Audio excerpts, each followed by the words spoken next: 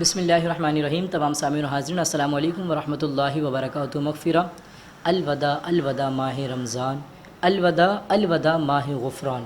اب ماہ رمضان مبارک اپنی اختتام کی جانب رواں دوا ہے۔ ابھی رمضان ہم سے رخصت ہو جائے گا۔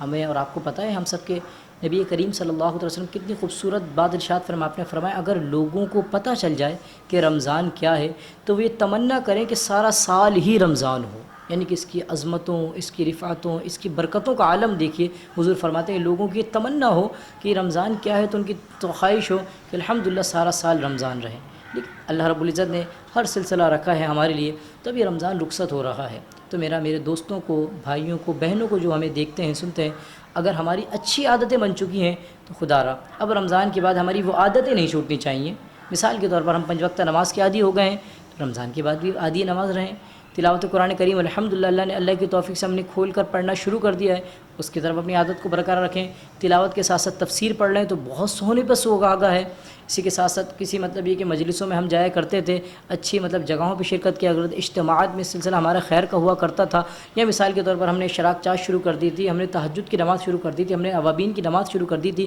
ہم نے ایک وقت باندھ دیا تھا جس میں بیٹھ کر اللہ کے حضور نیاز مندیوں کا سلسلہ ہوتا تھا، خوب گڑ گڑا کر اپنے اللہ کی بارگاہ میں بخشش کے استغاثے پیش کیے جاتے تھے۔ تو ہمیں ان عادتوں کو جس رمضان کی توفیق سے اللہ نے ہمیں دی ہے، اللہ کے فضل سے ملی، ہمارا تو کچھ کا نہیں ہے اس میں عمل دخل، تو لہذا ان عادتوں کو برقرار رکھنا ہے، ان عادتوں کا پابند رہنا ہے، کیونکہ اچھے اعمال، کیونکہ اللہ کے محمد صلی اللہ علیہ وسلم نے فرمایا مومن کون ہوتا ہے جس کا دن کی بہتری کے اعتبار سے فرمایا کہ تمہیں پتہ کیسے تمہارا ہر آنے والا دن پچھلے دن سے بہتر ہو تو سمجھ لو تمہاری زندگی بہتر جا رہی ہے، اور اگر ہر آنے والے دن پچھلے دن سے بھی بدتر ہو تو پھر ہم دیکھ لیں کس طرف ہم جا رہے ہیں۔ اچھا ہوگا تو لہذا اچھوں کا ساتھ ملے گا، جنت میں ان کا ساتھ ملے گا، جنت ہمارے لیے الحمدللہ سجائی گئی ہے، ہمارے لیے سجائی جاتی ہے، تو لہذا لیکن اگر ہم بروں کی طرف جائیں گے،